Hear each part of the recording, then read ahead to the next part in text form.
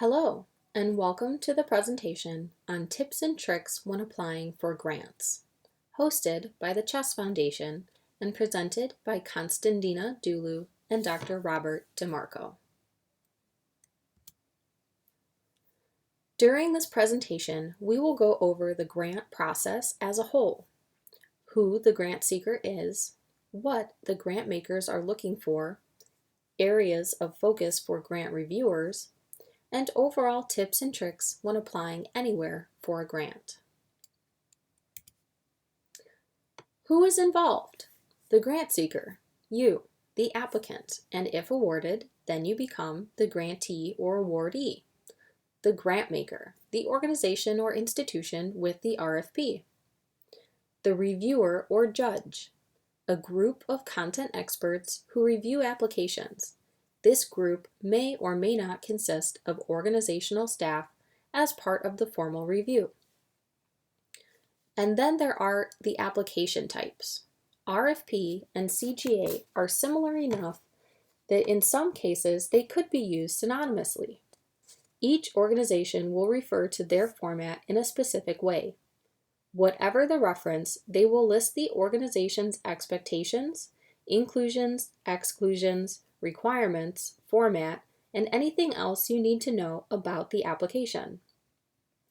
Anything not listed on the RFP may be found on the website or included in links listed on the RFP, which is why it is very important to read all the information before developing your application plan and drafting your submission. It is also important to know the life of a grant. When affinity matches capacity, it allows for a topic to be supported in a specific area. This is the same whether it is giving or making a grant. An RFP is drafted to meet those very specific criteria so that relevant applicants may apply. There may be a multi-step review process, possibly one looking at compliance and requirements, which would be an internal staff review, with then an additional level of review looking at content. This would be the expert review panel. There could be multiple content reviews to reduce the number of applicants to just a final few, like what NIH does. The award period is the length of your project if awarded. There will be requirements during this time, various milestones or reports you must communicate to the supporter. Some may even require site visits. These can be either scheduled or a surprise. The organization will conduct final review of the award to ensure the program's success. This relates to both your individual project success and the overall success of the particular grant giving program. Is the organization spending the funding appropriately and in a capacity that aligns with their mission, vision, and program goals? After all this, the cycle starts over with possible adjustments to either the funding, program goals, RFP information, or it can lead to possible cancellation due to information gained through the final report and review of the program.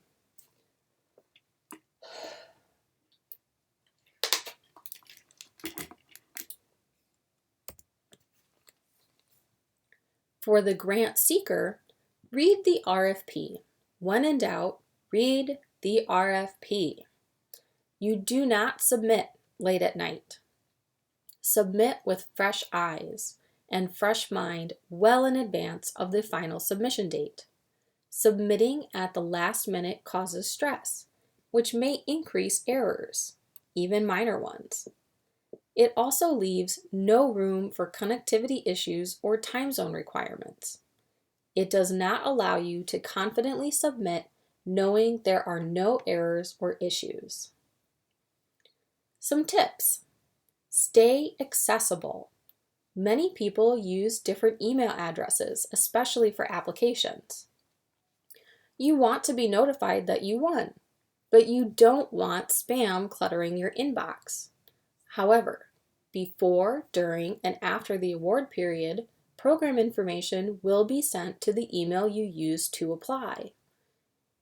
Consider this before applying. Questions. What is your purpose of asking a question to the program officer? Are you asking questions to get your name out there, or because you actually need help? Is the question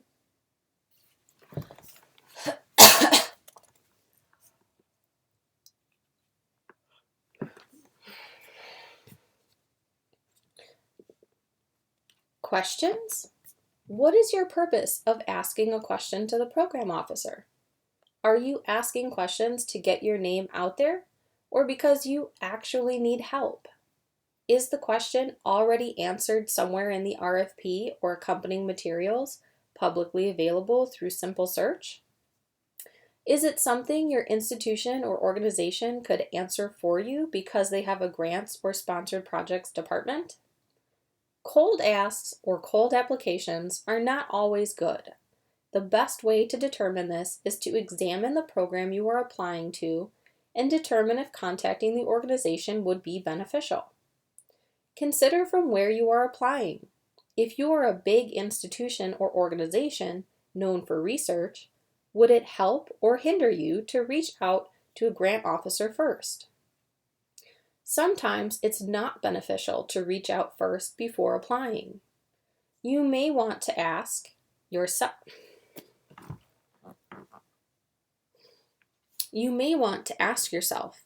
Are you being productive or are you being cumbersome to the grants program officer? Do not submit late at night or hastily. You will have errors, simple and complex. Submit with fresh eyes after a thorough review of your application. Your submission plan should include a grace period for such errors. Always assume the worst. Your internet will drop. The site will be broken. You'll be missing half the information. None of the attachments will work. Your word count will exceed. Plan to submit early, so if or when issues arise, you have time to deal with them and avoid a hasty, sloppy submission that adds more stress that you don't need. Read the RFP. This cannot be stressed enough. Everything you need is listed in the RFP or found on the organization's website or submission site. RFPs are designed to be self-sufficient. Read them and all instructions 2 or 3 times before applying. Read them all again and check off items before clicking submit. Read them all a final time to make sure everything is checked off before finally submitting your application. Unless offered to reopen your submission, avoid requesting to reopen your submitted application. Did you include the wrong information? Forgot something important? Didn't have all the attachments, so you uploaded placeholders when you submitted? These types of errors project an inability to not follow directions. It shows that the application was rushed and crafted hastily, and it implies poor planning abilities. All things to your detriment when aiming to be reviewed as the most meritorious application that can be completed within the time frame, and to be counted on to follow any organizational guidelines. Error-filled and hasty submissions are noticeable and will count negatively towards your application score when reviewed.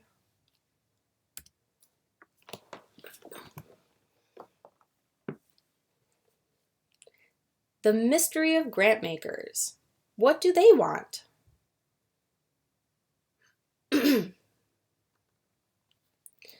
The mystery of grant makers. What do they want to see? They want to know and see an impact on not just the PI, but also the topic connected to the RFP.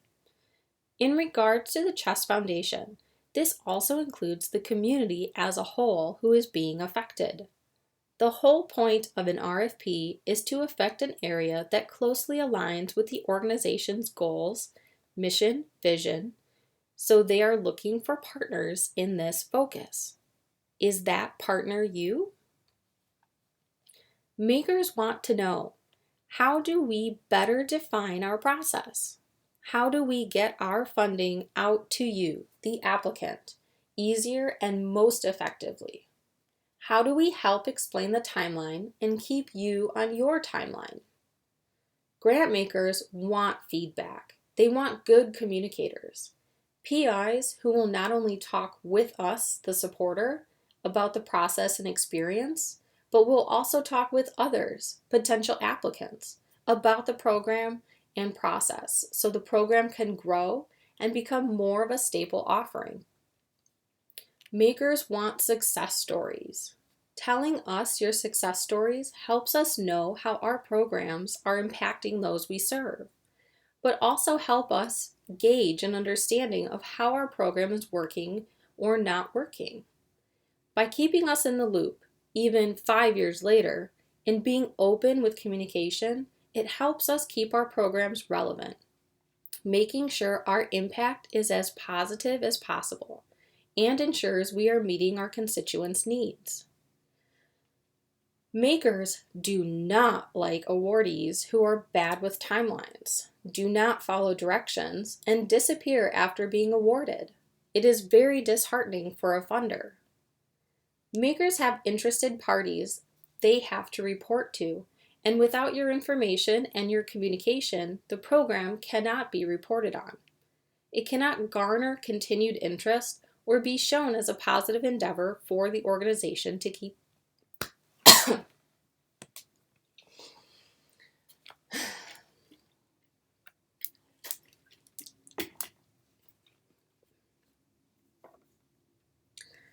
Makers have interested parties they have to report to, and without your information and your communication, the program cannot be reported on. It cannot garner continued interest or be shown as a positive endeavor for the organization to keep up. With low interest and zero communication, programs get dropped and canceled as they do not show impact or how it's benefiting the mission and vision of the organization. If there is no need, an affinity, then there is no capacity, the funding, to support future endeavors. Other programs and projects will then absorb the funding. Depending on the topic and organization, it could be years before the dropped or canceled programs are returned to for reevaluation and possible refunding.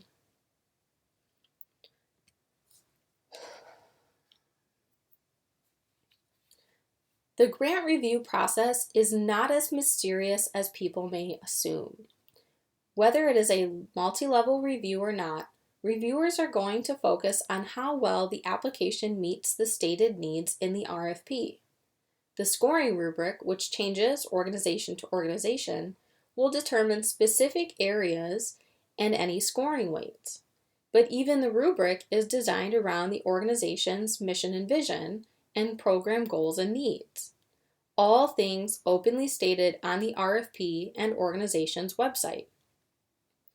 Reviewers will be critiquing the proposal along the same lines considered by the applicant upon applying. Does it align? If yes, is it the best one? Where will our funding make the biggest impact? The Chest Foundation aims to improve lung health and crush lung disease through focusing on the patient and caregivers. This means there is a community impact and human focus. How is your project going to help impact the community being affected for the particular RFP? Think on this while applying specifically to the Chest Foundation. If your answer is, it isn't, or it relates little to this topic, your application will receive lower scores as it does not align. It may be more beneficial to reconsider applying to the Chest Foundation and to instead consider applying for another giving institution that aligns with your project. It is not that your application absolutely will not be funded. It will just be harder for your application to receive higher scores during the grading process, specifically with the Chest Foundation, because topics should align with not just the RFP, but also with the organization's mission, vision, and program goals.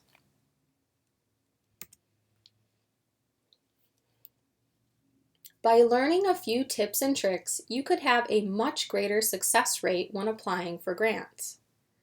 Well, grant applications are not universal, and aside from general grant submission experience, there are standard practices that can be applied anywhere. Such as, there is an art to writing. The more you do it, the better you will get. Expressing yourself in a direct, concise manner is difficult and requires time and skill to finesse. So don't wait until the last minute. Your submission will show and reviewers will know. Simple spelling and grammar errors can affect your scores. To a reviewer, it emphasizes lack of concern, which may reflect onto the quality of program you are capable of producing. Have someone outside the program or project read through your submission before submitting. Part of the grant review process is assessing your ability to follow direction and your ability to answer questions. Consider how well you have done both. How will your ability to follow directions, your competency, and your ability to adhere to what is requested in the RFP be interpreted? Your application is your calling card. Many applicants have assistants draft copies or submit on their behalf. Check if this is allowed. If your email and password are required, give it to the person submitting on your behalf, as this will tie into how the organization contacts you during and after the review process. Keep your lines of communication open. Don't feel comfortable giving your personal information to another? Then have the time to apply yourself. What if you don't have the time? Review why you are applying to get grant funding if you don't have time to submit a grant. It's always okay to submit at another time when everything aligns. If your assistant or team member is drafting on your behalf, review the information before it's submitted. This is your name. This is a representation of the quality you hold yourself to, of what can be expected of your project if awarded. Ask yourself if the submission is the best representation of you.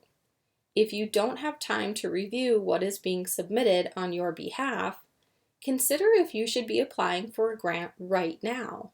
You can always apply to another organization or during the next grant cycle. There are 3 important areas of grant submissions to take special note of.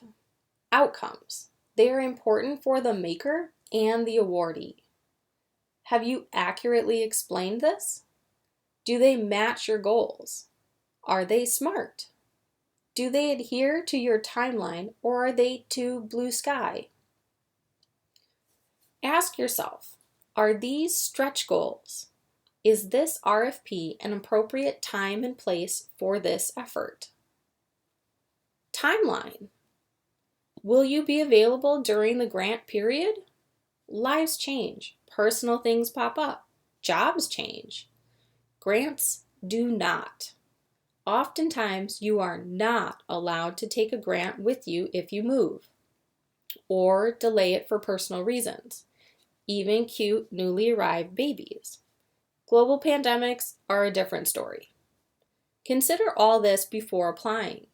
You do not want to waste your time, the reviewers, or the organization's. Apply only when you know you can fully commit and be the best grantee possible.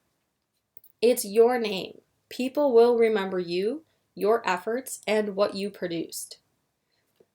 Budget. It should absolutely reflect your project and work in tandem with your write-up. If you have outside funding, if you have possible funding to commit, your budget document should reflect all aspects of your program, everyone's time, every decision that involves funds.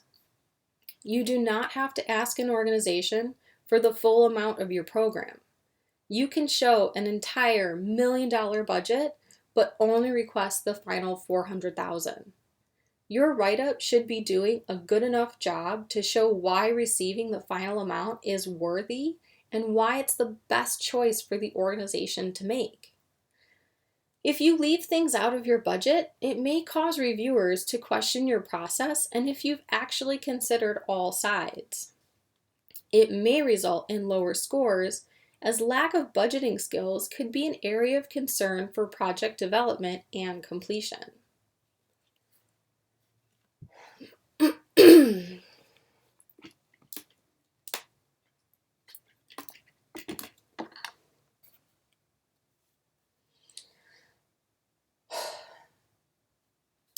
Overall, pay attention to the RFP requirements: how to name documents, which documents are mandatory, adding information if it was not requested. These things are all important nuances that show what type of person you are and what type of grantee you would be. To submit the best application you can, read the RFP. Read all the accompanying materials provided in advance. These should answer most, if not all, of your questions. The information is given up front to help you write your best application. By glancing through the RFP and other materials and asking questions with answers that are already listed, it implies to those reviewing your application your possible personality. Glancing through, winging it, delegating efforts to others, producing lower quality applications, those are negative factors that will show up in your application and lead towards lower scores if you let it. Take your time. Do your research. Where to apply? Does it align? Understand what you're reading, both the guidelines and the process. What is the ideology of where you are applying to? Incorporate that into your application and program. Most importantly, do not change your program to fit an organization's ideology. Do look for funding that aligns with your program. By changing your program to fit others' ideals, it will become desynchronous. It will make your program difficult to complete and to adhere to goals and outcomes not originally in line with your program design. It is much easier to have a program and look for an organization with interest in that program than to change everything just to fit. Funding should not drive your ideas. Your ideas should drive funding. When in doubt, remember: read, review, submit. Read the RFP. Read the instructions. Read their website. Review your materials. Review your submission. Review the RFP. Review your submission. Submit with fresh eyes after one final review.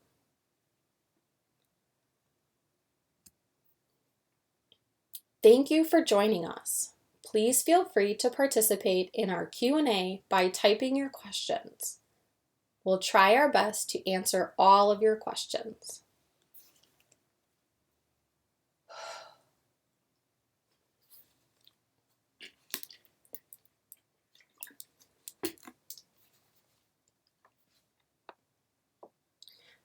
Thank you for joining us. Please feel free to participate in our Q&A by typing your questions. We'll try our best to answer everyone's. You can also reach us at grants@chestnut.org.